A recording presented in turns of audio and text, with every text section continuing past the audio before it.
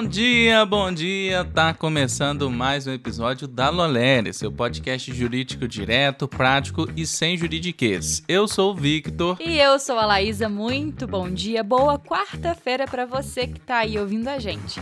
Hoje, no Direito Civil, o TJDFT responsabilizou o Distrito Federal por morte decorrente de demora em cirurgia. E no Constitucional, Moraes deu início ao pedido de extradição de Alexandre Ramagem aos Estados Unidos. No trabalho, a discussão sobre pejotização esbarra nos prazos de pagamento para profissionais PJ. E no penal, a prisão de um desembargador do TRF2 reacende o alerta sobre vazamentos e crime organizado. E no bancário, a queda do Banco Master expõe fragilidades de supervisão e abala a confiança no sistema financeiro.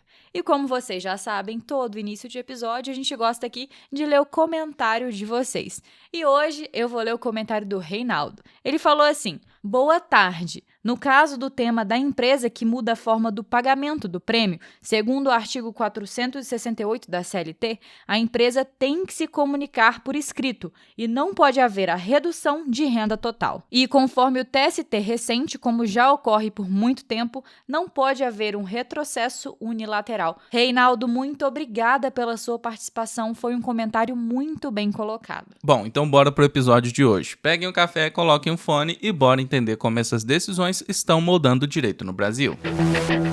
A gente já abre o episódio de hoje com direito civil. O TJDFT condenou o Distrito Federal a indenizar a família de um paciente que morreu após a demora injustificável para a realização de cirurgia na rede pública, reconhecendo falha na prestação do serviço de saúde. Com base no artigo 37, parágrafo 6º da Constituição, o tribunal aplicou a responsabilidade objetiva do Estado diante do dano do nexo causal e da atuação estatal deficitária na condução do caso. A Corte apontou desorganização na fila de espera, ausência de justificativa para a postergação da cirurgia e considerou a dor dos familiares diante da perda como fundamento para os danos morais. A indenização foi fixada considerando a gravidade do fato e a função compensatória e pedagógica da reparação, em linha com a jurisprudência para mortes decorrentes de falhas graves em serviços públicos de saúde.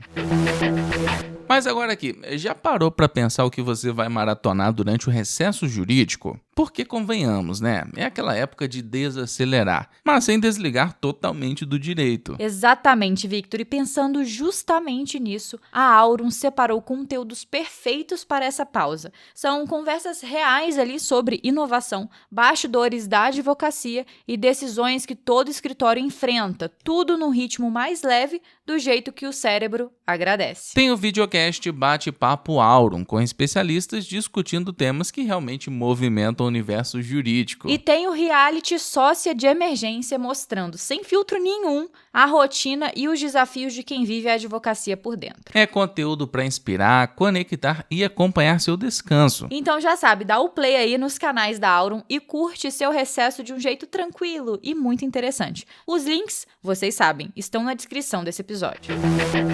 Bora voltar com as nossas notícias com direito constitucional. O ministro Alexandre de Moraes, do STF, determinou o início do procedimento para pedir a extradição do deputado federal Alexandre Ramagem, que está nos Estados Unidos e é considerado foragido por não se apresentar às autoridades brasileiras. A decisão manda a Secretaria Judiciária do STF reunir e organizar os autos, providenciar a tradução oficial dos documentos para o inglês e enviar tudo ao Ministério da Justiça, que é quem formaliza o pedido de extradição ao governo norte-americano, conforme o Tratado de Cooperação Penal entre os dois países. O pedido está ligado à condenação de Ramagem pelo STF no caso da chamada trama golpista, por crimes relacionados à tentativa de abolição violenta do Estado Democrático de Direito, com imposição de pena privativa de liberdade. Ele deixou o Brasil antes da expedição do mandado de prisão, em desacordo com as restrições do processo. Paralelamente, a situação tem reflexos na Câmara dos Deputados, que avalia possíveis medidas sobre o mandado diante de condenação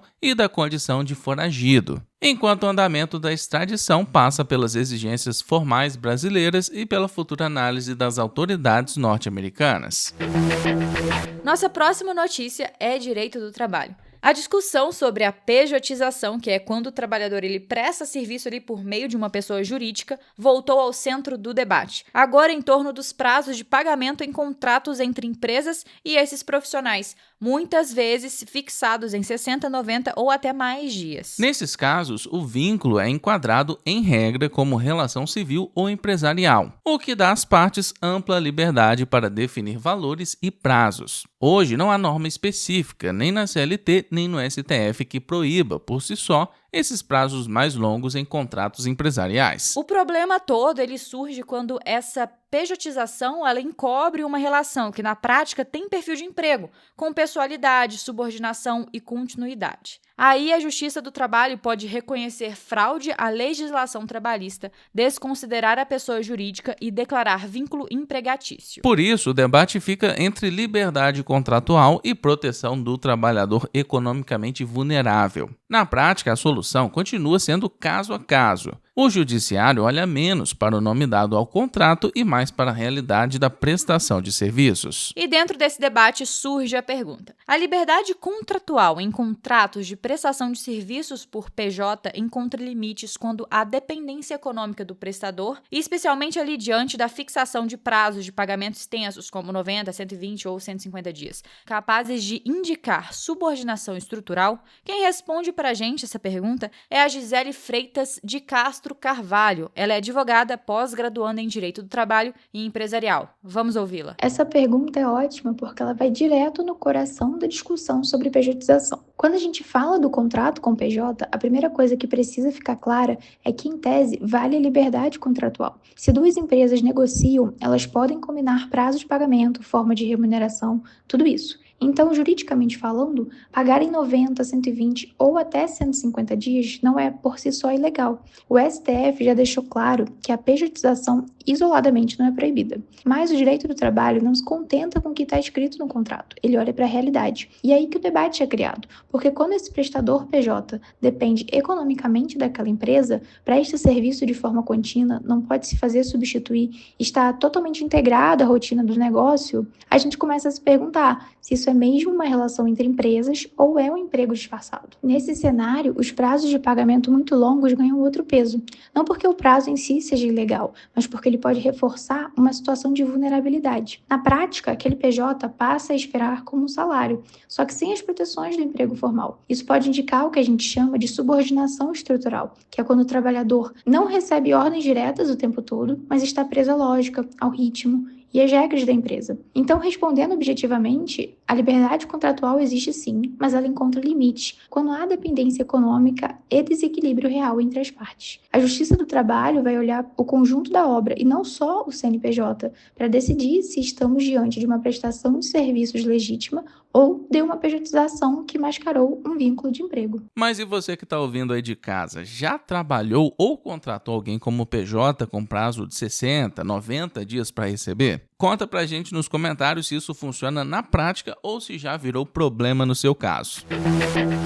Bora voltar aqui com o direito penal. A Polícia Federal prendeu preventivamente o desembargador Macário Ramos Judici Neto, do TRF2, na segunda fase da Operação Unha e Carne, que investiga vazamento de informações sigilosas da Operação Zargum sobre conexões entre agentes públicos e organizações criminosas no Rio de Janeiro. Ele é apontado como relator de processo envolvendo o ex-deputado TH Joias, investigado por suposta ligação com o Comando Vermelho, e o vazamento teria potencial para frustrar diligências em linha com crimes como violação de sigilo funcional e embaraço à investigação, conforme vier a ser comprovado. Os mandados foram expedidos no âmbito do STF, em desdobramento da ADPF 635, que é a ADPF das favelas, e incluíram buscas e apreensões no Rio de Janeiro e no Espírito Santo, com atenção à legalidade das medidas e à preservação da cadeia de custódia. O caso ganha relevo pelo histórico disciplinar do magistrado e reacende o alerta sobre a atuação de agentes públicos em investigações sensíveis, tema que ainda dependerá da evolução do inquérito, do contraditório e das próximas decisões judiciais. Você já parou para pensar que um print de WhatsApp pode simplesmente não valer nada no processo? Em decisão recente da 5ª Vara do Trabalho da Zona Sul de São Paulo, prints foram desconsiderados como prova numa reclamatória trabalhista. O problema não era o conteúdo em si, e sim a forma de coleta. Faltaram critérios técnicos para comprovar cronologia, integridade e autenticidade das conversas, como exige o artigo 158A do CPP e as diretrizes da ABNT ISO IEC 27037. O recado é claro, prova digital é volátil e não dá mais para contar só com print solto de tela. Se a prova é importante, ela precisa nascer válida. E é aí que entra a Data Certify. Ela autentica, preserva e valida provas digitais, garantindo rastreabilidade, cadeia de custódia e segurança jurídica desde a coleta. Clica no link da descrição e assegure suas provas com a Data Certify. Bora para nossa última notícia do dia com o direito bancário. A intervenção e a liquidação extrajudicial do Banco Master reacenderam um debate sobre falhas de supervisão, governança e gestão de riscos no sistema financeiro nacional. O caso expôs fragilidades justamente nos mecanismos que deveriam prevenir crises e proteger a estabilidade do sistema. A instituição atraía investidores com promessas de rentabilidade acima da média, apoiada em estruturas de risco que depois revelaram problemas na qualidade dos ativos, nas carteiras de crédito e na liquidez, o que levou ao colapso quando as pressões financeiras aumentaram. Do ponto de vista regulatório, o episódio reforça o papel do Banco Central e das normas prudenciais, incluindo o uso de intervenção e liquidação extrajudicial em situações de comprometimento da solvência, além de ter impulsionado investigações sobre possível gestão temerária ou fraudulenta pelos administradores. A liquidação afeta diretamente investidores e credores com atuação no Fundo Garantidor de Créditos em certos casos e funciona como alerta institucional. Sem compliance robusto, fiscalização eficiente e transparência, o risco de abalar a confiança no sistema bancário aumenta e o impacto jurídico tende a alimentar ajustes no marco regulatório.